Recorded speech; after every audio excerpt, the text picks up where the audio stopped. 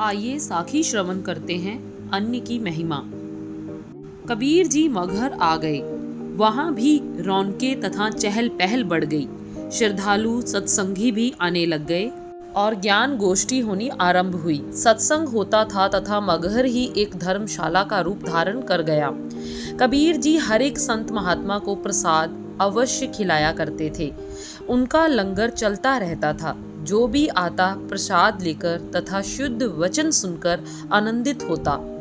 एक दिन दो साधु आए। वह सत्संग में बैठे रहे तथा जब भोजन का समय आया तो कबीर जी ने उनसे भोजन के लिए विनती की तो आगे से उन्होंने निवेदन किया, महाराज, हम भोजन नहीं ग्रहण करते, अन्न त्याग दिया है। कभी मिल जाए तो दूध पी छोड़ते हैं, अन्यथा निराहार रहते हैं। ऐसा ही कुछ नियम बना लिया है। यह शरीर सदा वासना की तरफ दौड़ता है, इसे वश में रखना बेहतर है। यह सुनकर कबीर जी मुस्कुराकर कहने लगे, अन्य को छोड़ने से मन पर काबू नहीं पाया जा सकता, बल्कि और बढ़ोतरी होगी, क्योंकि दोबारा दूध के लिए तथा अन्य पदार्थों की तरफ बढ़ेगा। उसकी वृद्धि और मृग तृष्णा लाएगी। यह आप भूल कर रहे हैं, ऐसा नहीं करना चाहिए। अन्न तो जीवन का मूल्य है। जो अन्न नहीं लेता वह तो परमात्मा के विपरीत चलता है। भक्त जी की बात सुनकर साधु कुछ घबरा गया तथा उन्होंने भक्त जी की बात की तरफ सुक्षमता से ध्यान दिया। उसके हृदय कुछ धड़क गए। ध्यान जागृत हुआ कि भ्रम से जीवन तो नहीं बनता, यह तो एक कमजोरी है।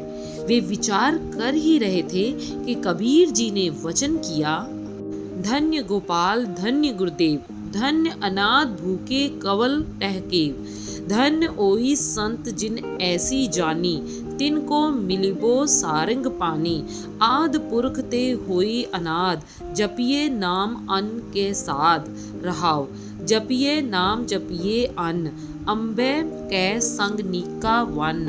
अन्य बाहर जो नर होवै, तीन भवन में अपनी खोवै, छोड़े अन्न करे पाखंड, ना सुहागण ना ओह रंड, जग में बकते दूधा धारी, गुप्ती खावे बाटिका सारी, अन्य बिना न होई सुकाल, तजिए अन्न न मिले गोपाल।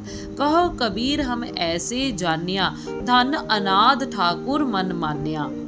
जिसका परमार्थ है वह ईश्वर एवं गुरुदेव पिता धन्य है, जिसने अन्न पैदा किया है, तथा धन्य है अन्न जो हृदय कमल से प्रसन्नता ले आता है। भाव, जब मनुष्य अन्न ग्रहण कर लेता है तो उसके चेहरे पर खुशी की लहर आ जाती है तथा मन प्रसन्न हो जाता है।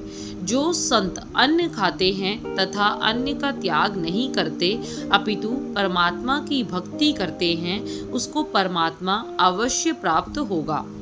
अन्न का कर्ता परमात्मा है। यदि अन्न त्याग दे तो भक्ति नहीं होती। अन्न के स्वाद से ही तो नाम जपते रहते हैं। आपने क्यों ऐसा किया कि अन्न को ही त्याग दिया? अन्न को त्यागना नहीं चाहिए। यह तो जीव को प्रफुल्लित रखता है। हे भाई, जहाँ नाम को जपना है वहाँ अन्न को भी जपना है। अन्न के जाप से जल का ख्याल कर लें तो वह भी ठीक है। जल से अन्न स्वादिष्ट होता है। कबीर जी बड़ी दलेरी से कहने लगे, अन्न के बिना जो नर होता है वह तो समझो कि अपनी इज्जत गवा देता है। अन्न के बिना कोई नहीं होता। जो अन्न को छोड़कर पाखंड करता है वह तो उस औरत की तरह है जिसका पति हो लेकिन चाहे ना हो, वह ना सुहागिन होती है और ना ही विधवा।